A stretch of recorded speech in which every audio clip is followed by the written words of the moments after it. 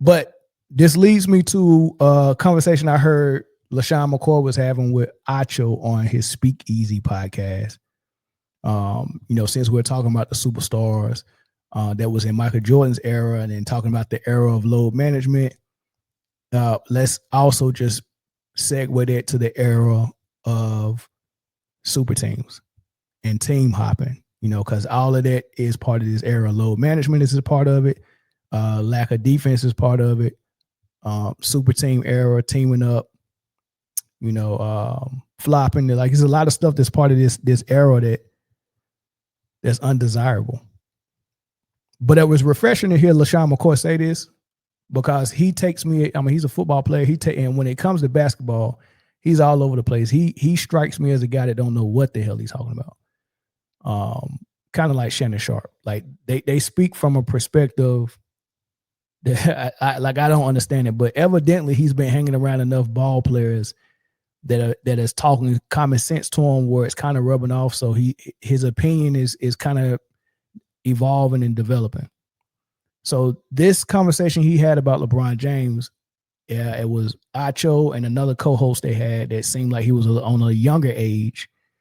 And he's trying to give LeBron James all the excuses as possible. And LaShawn McCoy is like, nah, I'm still not on it, man. So let's hear this.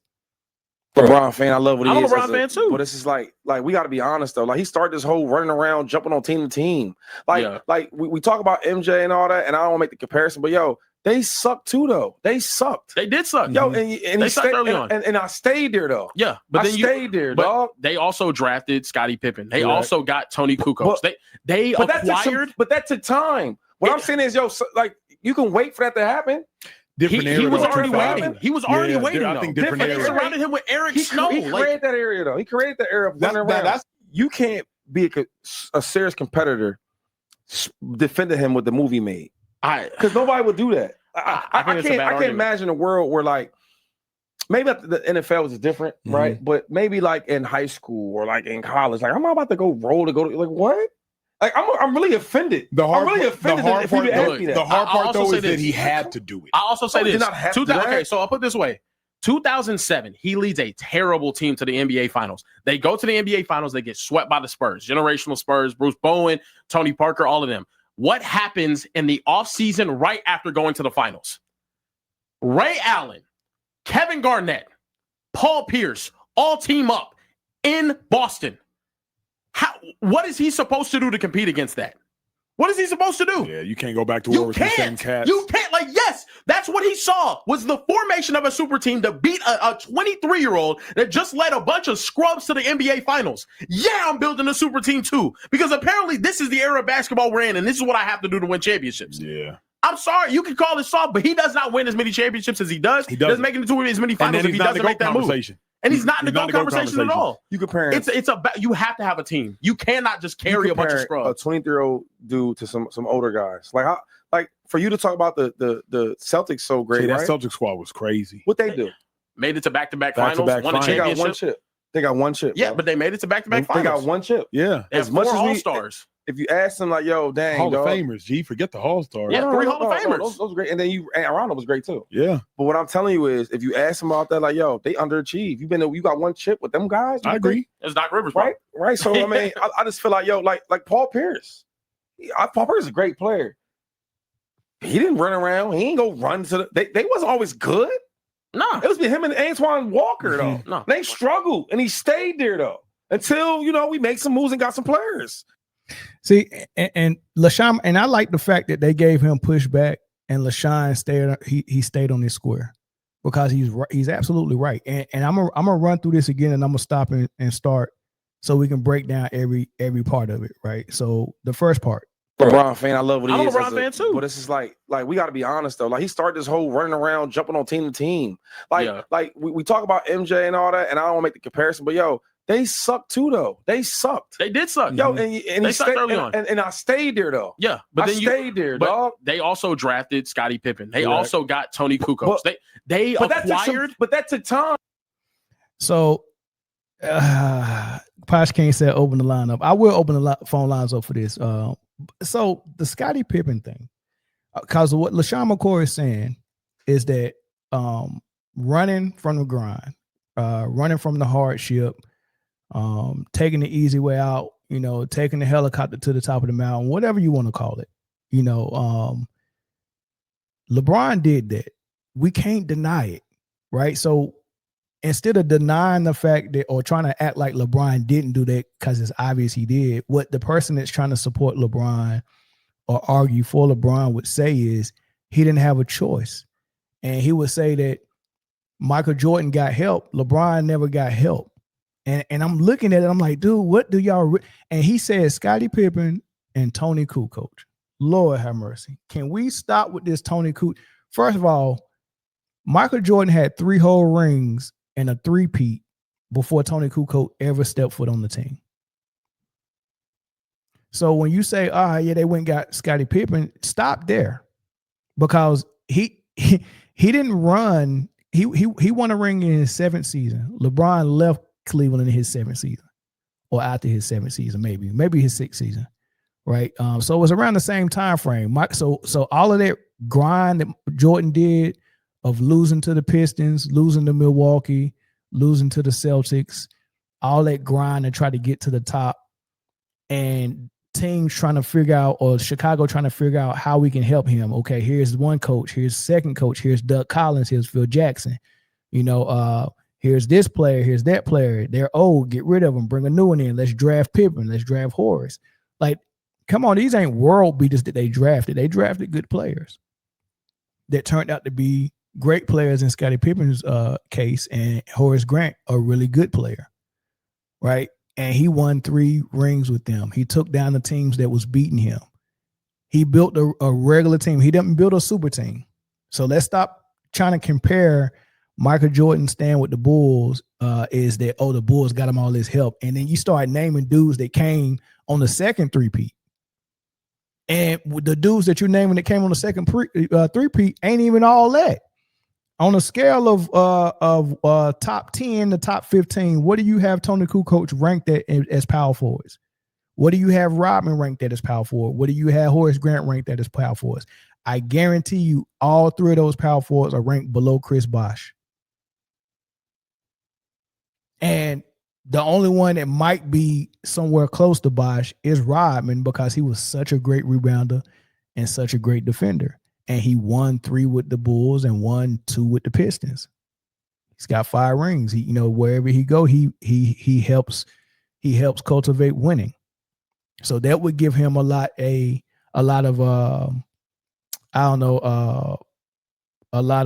clout when it comes to like an all-time ranking list, just, the results of it. But when you think about what he did the best, he defended very well. But the numbers ain't going to show you that. He rebounded very well. The numbers not going to show you that. If you look at the all-time rebounding list, Dwight Howard, Garnett, it's a lot of people above him. So when you look at all this help that we claim Michael Jordan had, if you look at the power forwards, none of them are ranked higher than Chris Bosh. If you look at his bench players, they came off the bench to help him, whether it was Steve Kerr, Judd Buechler, Randy Brown. None of them are going to be ranked higher than Ray Allen, who played with LeBron on the Miami Heat team and came off the bench for him. None of them are going to be ranked higher than Rashard Lewis. Not even Tony Kukoc. When you look at the help, as far as Scottie Pippen, okay, let's rank him with Wade. Let's see what he is. Let's rank him with AD. You get what I'm saying? Let's rank him with Luka. These guys that, let's rank him with Melo. These are the dudes LeBron played with. So, man, we gotta chill with this, dog. We gotta chill. He could have stuck around. MJ stuck around. Let them build a squad around you. Figure it out. All right. Here's another excuse. What I'm saying is, you can wait for that to happen. He was already waiting. He was already waiting. I think they surrounded him with Eric Snow. He created that area. They did not surround him with Eric Snow. Eric Snow was at the end of his bench. Y'all got to stop lying. They brought in Larry Hughes. They brought in Antoine Jameson. He had Big Z. He had Mo Williams. He had Delonte West. They got to stop lying. You can't even have a conversation with them because the crazy thing about it is I don't even know if they know they be lying because they wasn't even watching close enough back then. They're just spitting stuff out that they heard in other places and in other circles on social media, on ESPN or whatever the case may be. They're just spitting stuff out. Like, you really think that they gave him Eric Stone was like, hey, man, go to the championship with this? No, this dude had pieces, man. He had Ben Wallace. He had Shaq. He had Antoine James. He had Big Z. He had Verjao. He had Delonte West. He had Mo Williams. He had Larry Hughes. Boobie Gibson. Like, they was getting them stuff. And then when you look at all the teams he was beating to get out of the East, like one year when he, got past Gilbert Arenas and the Wizards, Antoine Jameson was his second best player. That's probably why that's probably why I was like, yeah, let's try Antoine out for a while. He's a power forward that can rebound, post up, and shoot threes. Hey, man, let's put him around LeBron. Like, if he was good enough to make the Wizards a competitor and Gilbert Arenas was the best player, he's got to be great beside LeBron is his best player. Like, LeBron and Antoine Jameson is better than Gilbert and Antoine Jameson. So let's try him. Let's get him over here. That didn't work. They lose to the Pistons. Man, Ben Wallace was balling. They tried that. I was like, man, shoot, Ben Wallace with Rasheed. It's got to be better with Ben Wallace and LeBron. Let's get Ben Wallace over here. That didn't work. Okay, Shaq was old. He won one with Wade. Shaq and Wade, that's one thing. Shaq was a little younger, but he's a little older now. But Shaq and LeBron got to be better than Shaq and Wade. Got Shaq over there. That didn't work. They tried Danielle Marshall. They tried it all. Larry Hughes made a playoff run with Iverson. Iverson and Larry Hughes is one thing. Then I think Larry Hughes went over the Wizards, I think, before he came to the Cavs, averaging 20 over there. Where Larry Hughes and LeBron got to be something dope, right? Brought him over there. That didn't work. He kept trying to find this Scottie Pippen. It's just the fact that when you're trying to play the way LeBron's trying to play, it's very hard to find a Scottie Pippen because even Scottie Pippen would not work on that team with LeBron. Because Scottie Pippen is a point forward that can do so many things. And LeBron needs shooters and pure scorers. Either if you're going to be my co-star, you have to be a pure scorer that can get it from anywhere, with the ball, without the ball, in the paint, on the drive, catch and shoot threes. Like, you have to be that dominant of a scorer to be LeBron's co-star. Whether it's AD, whether it's Kyrie Irving, or whether it's D Wade, or whether it's Luka, he requires a dominant, pure scorer to be his co-star. His co-star can't be a utility man like Rodman or Ben Wallace or a do-it-all Paul like Scottie Pippen that needs the ball in his hand to create. Nah, I need someone who don't need the ball, who's a pure scorer that can give me 25 while I got the ball 75% of the time. Like, I have the ball 75% of the time, but my co-star still needs to provide me 25 a game. That's what I need as a co-star. And it's very hard to find it. So instead of drafting one and getting a young player to develop in it, he had to look over there and see Wade and be like, I know Wade can get 25 because he's doing it. He's been doing it for years. He already got a ring. Well, I go make him my co-star. That's a totally different situation. He created the era of running. You can't be a serious competitor defending him with the movie made. He said you can't be a serious competitor if you defending the move he made. Because nobody would do that. I can't imagine a world where, like, maybe the NFL is different, right? But maybe like in high school or like in college, like I'm not about to go like what? Like I'm really offended. I'm really offended if you ask me that. The hard part though is that he had to do it. I also say this. Okay, so I'll put this. He did not have to do it. This narrative that he had to do it is insane. Way, 2007, he leads a terrible team to the 2007, he leads a terrible team. How is it terrible if they won 60 plus games? That already, the amount of games they won already tells me the team is constructed pretty good. Like, it's impossible for a terrible team to win 60 games. It's impossible. As a matter of fact, let me see if I can pull up the 2007 Cavs. 2007 Cavs. I've done this before, but I'm just interested. Was it 2006, 2007, or 2007? Let me see. Is this the year that they get to the finals?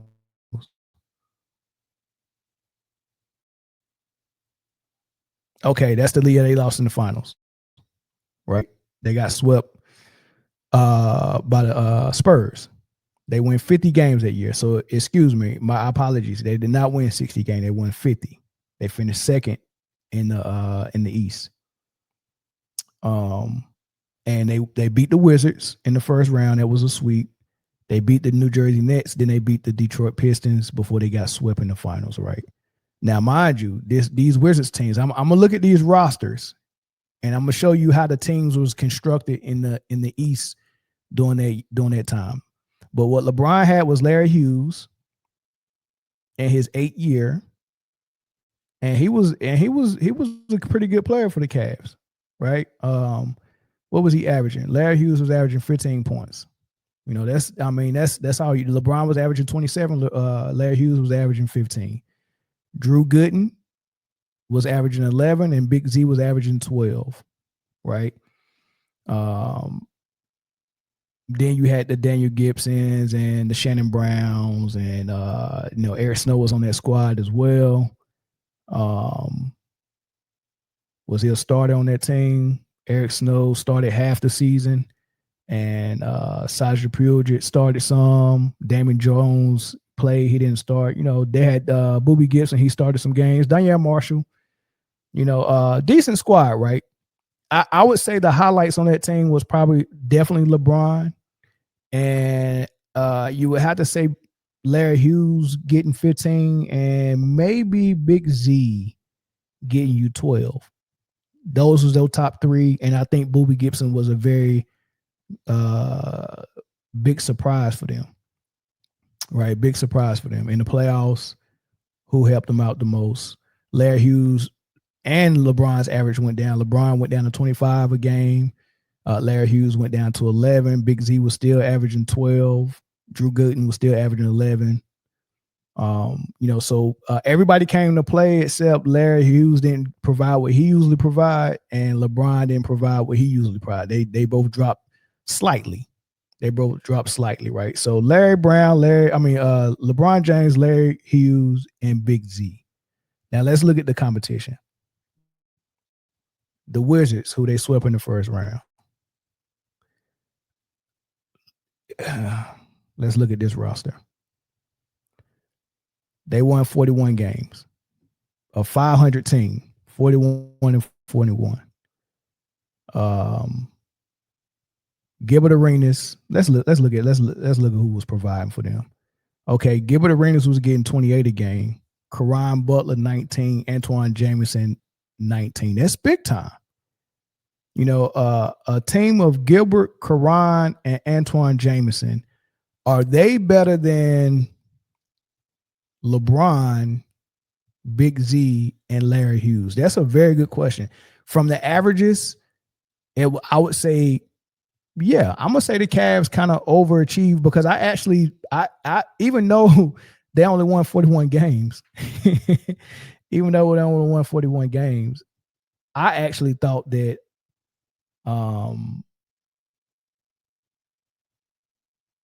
I actually thought that the Wizards would have beat them for sure.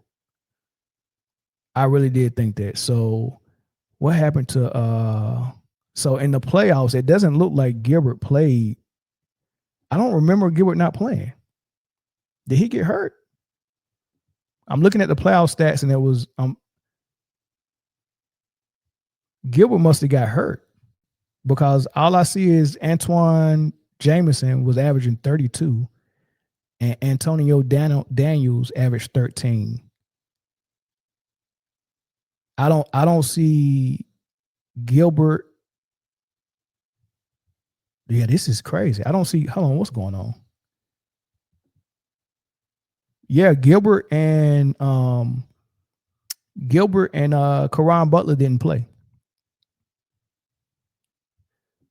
So yeah. So I'm looking at the playoffs. Gil was injured. So they beat a 41-41 team without Gil and Caron Butler. It was led by Jameson. So a Wizards team led by Antoine Jameson. And his second best player was Antonio Daniels. I'm pretty sure LeBron, Big Z, and Larry Hughes is better than that. Okay. So that's that squad. So that first round was you know what I mean? Now you starting to realize how he got that team to the finals, right? It wasn't like this team. Now we get to the New Jersey Nets. New Jersey look a little different, right? They also was 41-41. No, listen, nobody that he faced had a LeBron James on their team. Like LeBron, like when Kobe came out of the West, like you got Kobe, but you got to face a Karl Malone. They're both superstars. Then you have to face a Tim Duncan. They're both superstars. Then you have to face a Chris Webber. They're both superstars. You get what I'm saying? Like there was always an equal across from Kobe when he had to come out of the West, whether it was Dirk, whoever the case may be. But LeBron, he's not facing an equal. Gilbert Arenas, we're not even going to count Gilbert Arenas in this season. Antoine Jameson is not an equal to LeBron. Not an equal. And if LeBron James fans say Antoine Jameson is an equal, then you can't say had the same excuse to when Antoine Jameson joined LeBron in Cleveland, that Cleveland never gave him any help. You can't have that. So 41-41 squad in New Jersey. Yeah, let's see what they got in the playoffs, right? Richard Jefferson, Vince Carter, J. Kidd. All right. J. Kidd, Vince Carter, Richard Jefferson versus LeBron, Big Z, and Larry Hughes. Interesting. That's probably I'm not gonna count Richard Jefferson. I'm gonna count J. Kidd and Vince Carter. Who y'all think better? What would y'all rather want? LeBron and Larry Hughes or J. Kidd and Vince Carter? Y'all tell me.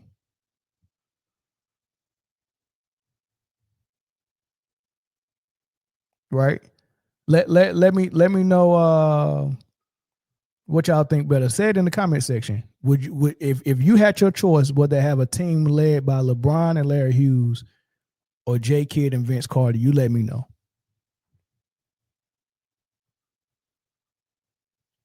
So Shy Ryder said, give me Kidd and Vince. Interesting. You'll take Kidd and Vince.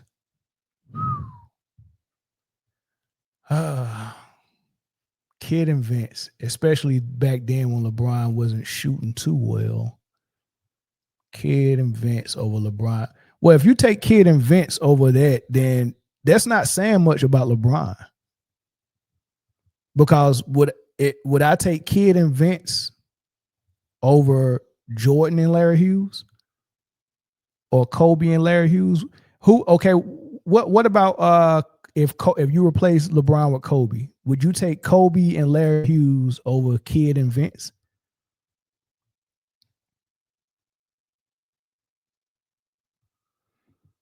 He said Vince Carter knees was getting bad by that time. Yeah. It kind of was. So y'all would take Kidd and Vince over LeBron and Larry, but you wouldn't take Kidd and Vince over Kobe and Larry. That's interesting. You see, when you start to dissect this stuff, you start to see things. Man, everybody's saying they'll take Kobe and Larry. That's funny. All right, so we saying New Jersey was a better team then, or at least that duo was better. Okay, so give LeBron and the Cavs credit for beating New Jersey for sure. But they got a cakewalk in the first round with the Wizards. They definitely got a cakewalk, right? So okay, give them credit for that. Now here's that Detroit team. Now here's the team that I felt like LeBron earned his strike. This is a team that won 53 games, right? So, this is a team that's obviously better, even by the record, because even when you look at the New Jersey Nets, they still only won 41 games. So whatever the Cavs was doing, I guess LeBron was such a great player at that time that he was able to get that team to 50 wins, but Jay Kidd and Vince Carter wasn't able to get them to 50 wins. So they get 41 wins. LeBron got 9 more wins than them, right? So give LeBron credit for finishing ahead of New Jersey and the Wizards and then finishing them off in the first and second round. But this conference finals against Detroit, this was the one, right? This is the one you got to give LeBron full credit for beating Detroit. You got to give them full credit for beating Detroit. Let's see what they had in the playoffs. Let's see what they had. Richard Hamilton made All-Star. Chauncey Billups, I don't know. He had a top 11 finish in the MVP race. Made third team All-NBA. He also was an All-Star.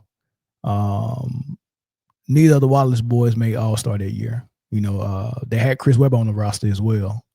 This is after his needs was done. Had Antonio McDyess on there. You know what I mean? So they had a squad, dog. Like this team was, they didn't have no superstar that would match LeBron, unless you count Rasheed at 32 as that superstar. I thought Rasheed was really a superstar. I really did. I just thought that he left some of his game on the shelf for the greater good of the team. And when you get coached by Dean Smith at Carolina, like he'll have you playing like that. James Worthy and Michael Jordan all had that same mindset in college. I'm not gonna let you be bigger than the team. So it's not hard to. And the same thing, not Chris Webber, but Tim Duncan did it as well. Tim Duncan didn't go out there and try to average 30 every year. So he left a lot of his game on the shelf as well. But I think Rasheed Wallace was borderline a superstar. But at this time, at 32, maybe not. Chauncey Billups was definitely the lead on that squad. But this team was definitely better than the Cavs. They should have beat the Cavs, and they didn't, right? So give LeBron kudos for that. So when we really think about it, if I'm being honest, you go to the finals, you get swept. They didn't win a game against San Antonio. So that's what should have happened with this Detroit team. So the team he beat in the first and second round, I think he should have beat them. I don't think he should have beat Detroit. So I give him credit for beating Detroit. I'm not giving him credit for getting a bum team, because first and foremost, out of all the teams that he played, I don't really think that any of those teams, how's the Cavs a bum team? And when you see what the Wizards was working with, what was the Wizards then? If the Cavs was a bum team, then the competitions was bums as well, except for Detroit. So he only beat one team that wasn't considered a bum by his fan standpoint. Because if the Cavs was bum teams, then he played against bum teams. The whole East was bums except for maybe Detroit. Right? So, the East was a bum, if that's the case, because everybody's team was constructed like that. There was nobody that had a LeBron James on their team.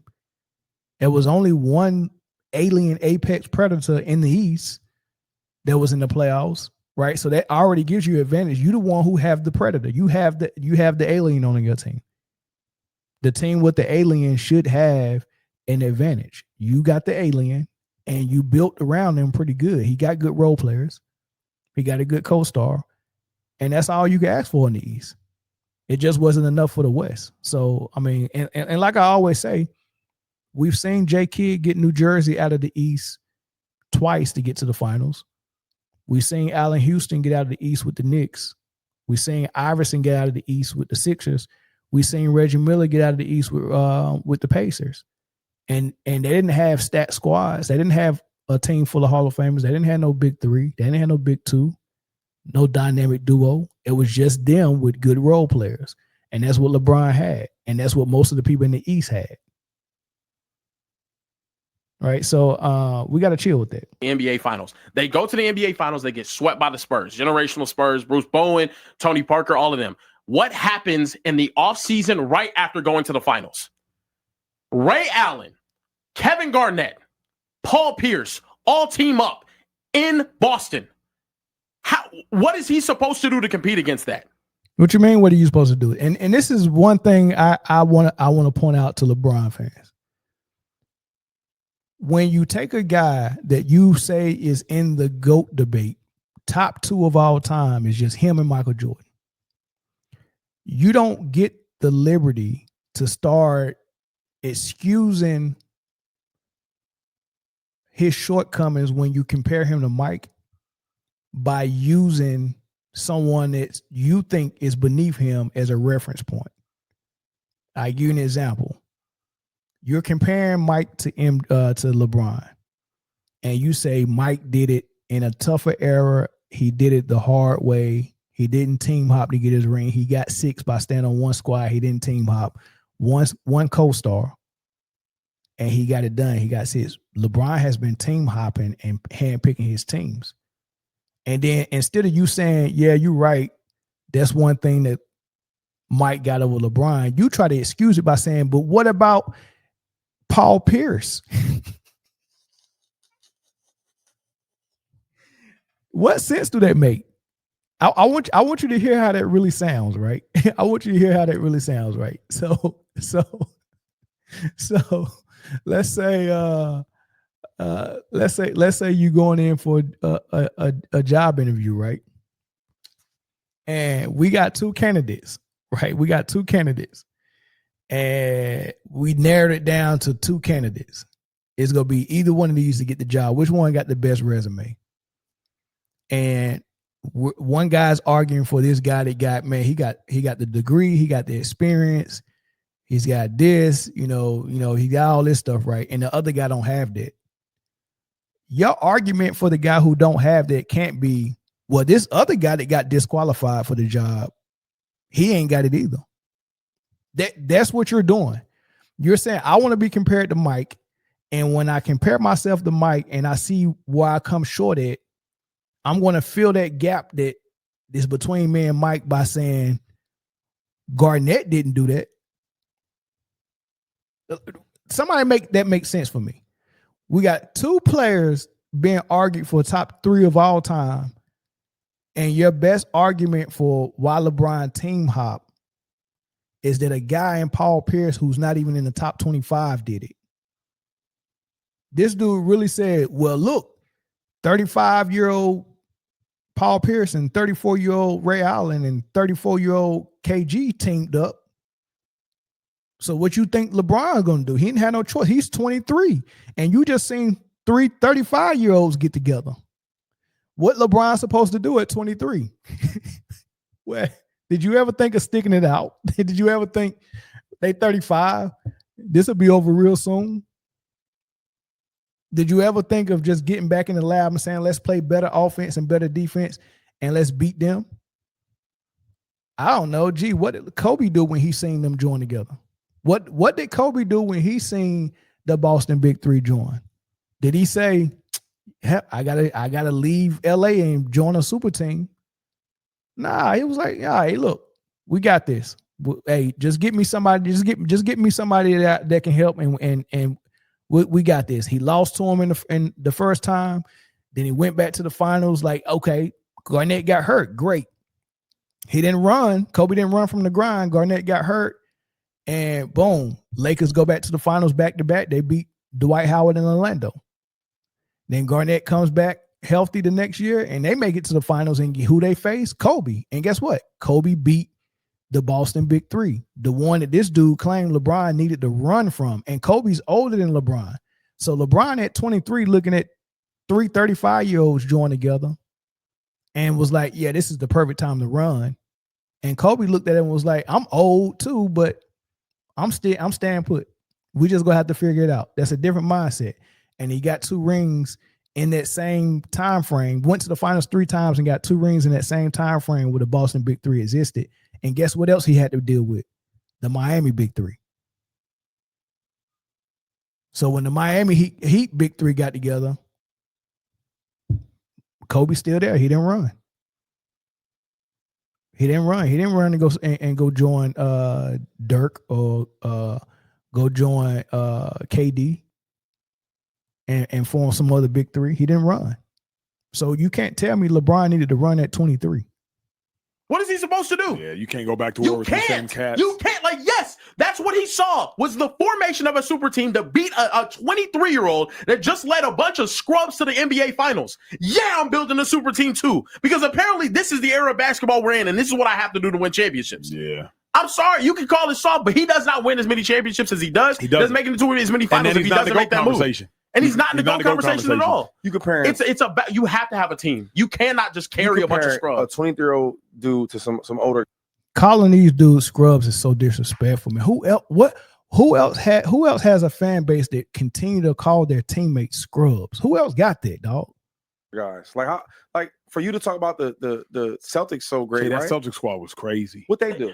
Made it to back-to-back finals, won a championship. They got one chip. Yeah, bro. But they made it to back-to-back finals. They got one chip. Yeah. As much as All-Stars. If you ask them, like, yo, dang, Hall of Famers, G, forget the All-Stars. Yeah, 3 Hall of Famers. Those are great. And then Arano was great too. Yeah. But what I'm telling you is, if you ask them about that, like, yo, they underachieved. You got one chip with them guys. I agree. It's Doc Rivers, right? Right. So I mean, I just feel like, yo, like Paul Pierce.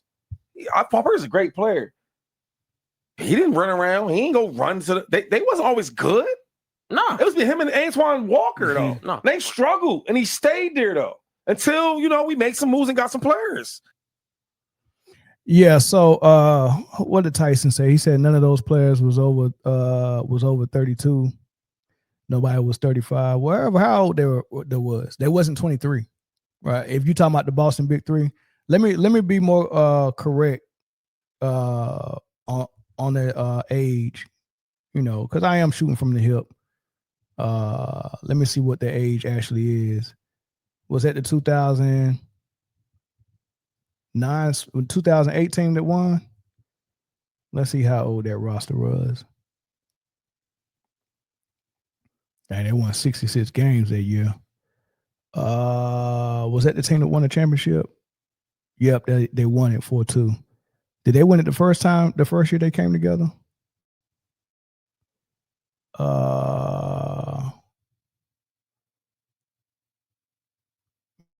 Man, how old was they?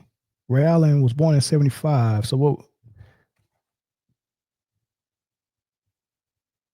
Let me see.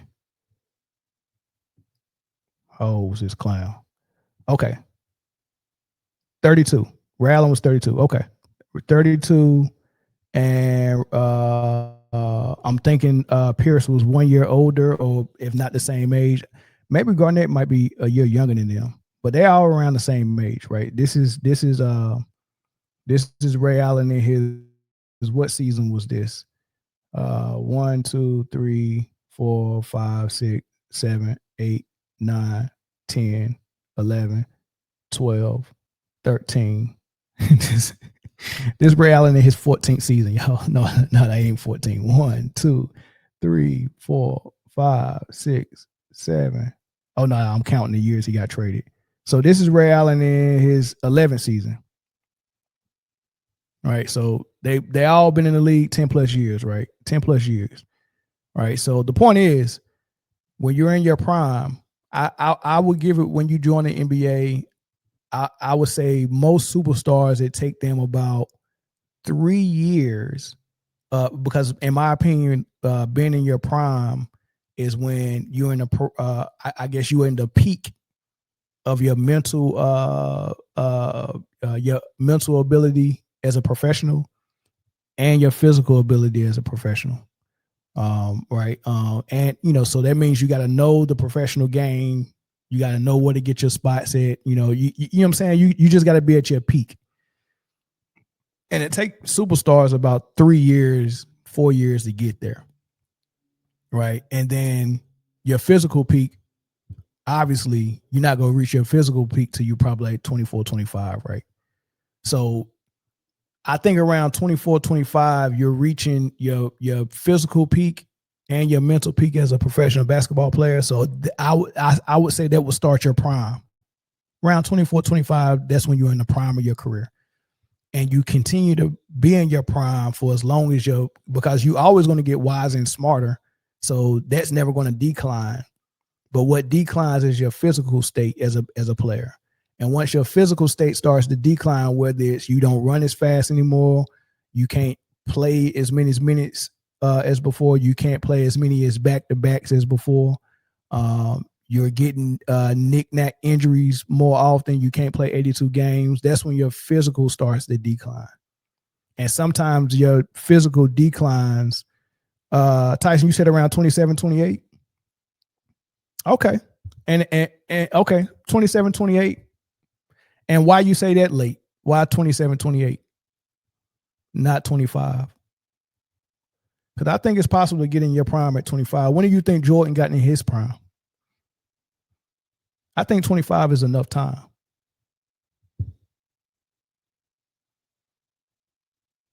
He said male brain's frontal cortex is fully developed at 25. Yeah. Yeah, I definitely think it's 25, especially if you come in at 18.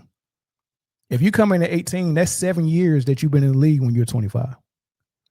You know, so for an 18-year-old that comes in, man, I'm not going to say daggone it takes them 10 years to get in their prime. There's no way.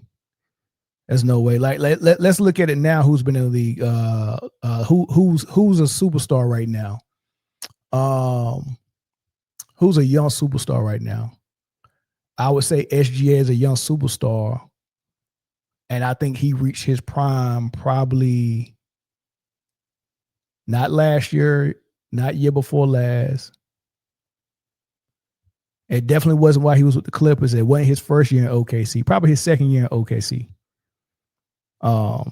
So how old was he with his second year in OKC? I think that's prime, right? You know, who else? I don't think Wemby has hit his prime yet, but he's daggone near close. Who else? Name some more young guys. Luka. Luka hit his prime early as well. And I don't think he's 28 yet. He's definitely in his prime. And he's definitely probably he's not gonna be in his prime long because he don't have the body that can stay in the prime long. I mean, this dude just played 3 games and already out. You know, so injuries can take you out of your prime. So Kevin Garnett, I think Garnett, Ray Allen, and Paul Pierce, when they all joined the Celtics, they were at the end of their prime because their physical, they still was in their physical strength, but you could tell it wasn't gonna be long, and they knew that. That's why they joined each other. Like, man, this is the last chance we got to get a ring. So they joined each other, which makes it okay when you're joining at the end of your prime because you're not tricking people to make you think you built like Jordan. You're admitting, yeah, we tried to do it like Mike. We tried to do it like Kobe. We tried to do it like Larry Bird and Magic. We couldn't do it like that. So we're going to all join at the end of our career to see if we can get at least a ring with our last 3-4 seasons, right? Right. That's what LeBron and Wade did, is trick everybody by saying, I'm not going to wait to the end after I've tried to do it like Mike. I'm going to trick you, just like his fan just said. He would not even be in the GOAT debate if he never left Cleveland. And he knew that. He knew he had to leave to get some rings on the board. He didn't care how he got the rings. Look, they already comparing me to Mike. I just got to get the rings so I can stay in the conversation. If I don't get the rings, I'm not going to be in the conversation no more. So he was like, I got to rush it. Let me just make this super team, get the rings on the board so y'all can keep this conversation going. But he know he's not. And we all know if we don't trick ourselves to be fooled by it, because sometimes we want to believe the noise. You know, we trick ourselves to believe it. It's just like when somebody in a bad relationship. Like, you trick yourself to believe that they just didn't tell you what they told you, or they're not treating you how they treating you. Yeah, maybe it ain't that. You know what I mean? So, you know, sometimes we trick ourselves. And a lot of LeBron people are doing it. Like, yeah, we just go pretend like he didn't just leave Cleveland so he can get a quick ring to keep this conversation going, which is what he did. So anyway, my point is this. They passed 30, they at the end of their prime, and then KG gets hurt, which took him out of his prime. He never was a prime superstar after his knee injury.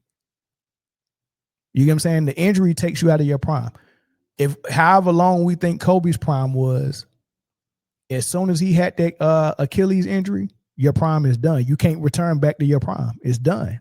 You're not the same player no more. Right? So like Ron Harper with all his knee injuries and his knee surgeries, you know, however long his prime was supposed to be, his injuries took him out of his prime early. So once you reach your prime, you're either going to naturally and gradually decline to where you're not in your prime anymore. Actually, once you start declining, you're not in your prime no more. But it can happen naturally and gradually, or it can happen suddenly because of an injury. Like, look at Joel Embiid, very young. Injuries took him out of his prime already. That we'll never see prime Joel Embiid ever again. We'll never see prime Kawhi Leonard ever again. Right? Injuries take you out of your prime for sure. All right, phone lines are open, y'all. Y'all call in. Y'all let me know, because this is what I want to know.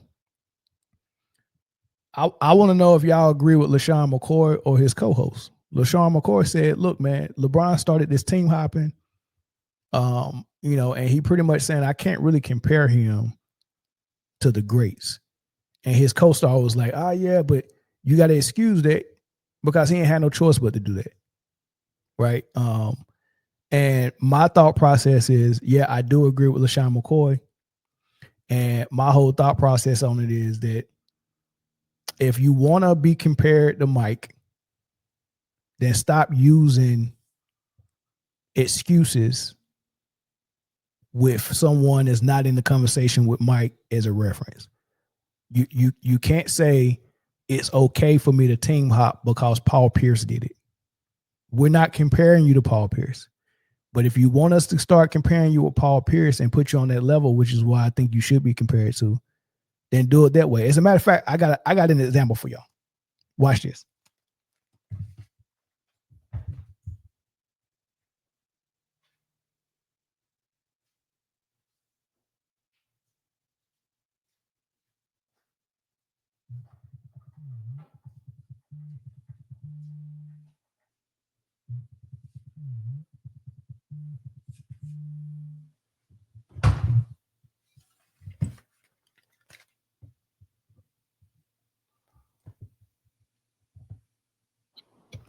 Hold on, caller. Can you hear me?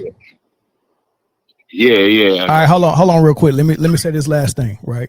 So this is my this is my walking stick that I got when I climbed Mount Fuji, right? I don't know if y'all can see this, but this walking stick is this is one of the sticks you get at each.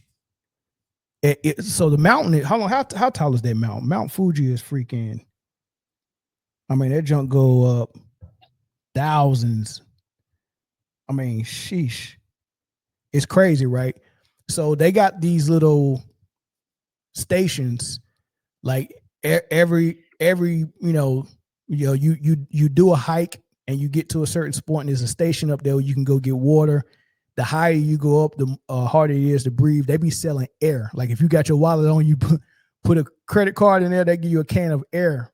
You can inhale it and keep walking up, right? Like, it gets tough, right? It gets really tough walking up that mountain, right? And at each station you go, there's someone that's working there to brand your stick, because it tells everybody how far you got up. And then when you get to the top, they put top of the mall on there, right? I got to the top. Took me a long time, but I got there, right? Yeah, the altitude is what is this? This is like 12,000 feet, almost 13,000 up. Yeah, it's high, right? But anyway, this is my point. When you first start walking to Mount Fuji, when you're at the bottom and you pay for your ticket to walk Mount Fuji, and they got 3 paths. And you got an easy path, a medium path, and a hard path. That hard path is out. You got to be a very experienced hiker. You might have to have some equipment with you. You get what I'm saying? Like, only the experienced people could do that hard trail. I think I did the either easy one or medium one. But let's say I did the easy one, right? and someone that was an experienced hiker might have did the hard one. Now we all got to the same top. Like once we got up there, we all up there together at the top. But I might have did the easy one. They might have did the hard one. The easy one take probably 3 hours to get up there. The hard one, you know, if you experienced, probably take a little bit longer. But let's say we all got up there at the same time, or even they took the hard route and got up there before me. Nonetheless, I'm not bragging about taking the easy path up there in the same room with someone that took the hard path. We got the same stick, we got the same stamps on it, and we got to the same top. But I took the easy way. They took the hard way. So if I'm in the same room with them and they're talking about climbing Mount Fuji and they're talking about the hike that they took, I'm just going to shut my mouth and listen, because I cannot brag about getting to the top the easy way when they took the hard way. That's the same thing with LeBron James. Like, he took the easy way to get to his mountaintop or his rings.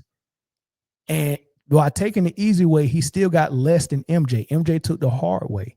So when LeBron is in the he's in a room with Paul Pierce, KG, Ray Allen, Wade, Durant, Steph Curry, Chris Bosh. When he's in a room with them, LeBron can be king.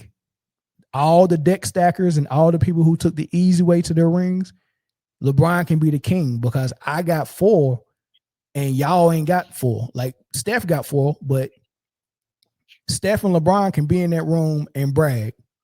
But they can't go in the room with Magic, Mike, and Bird and have that conversation and act like they're in the same conversation with LeBron, with Michael Jordan. They just can't do it. I won't allow it. I won't allow it.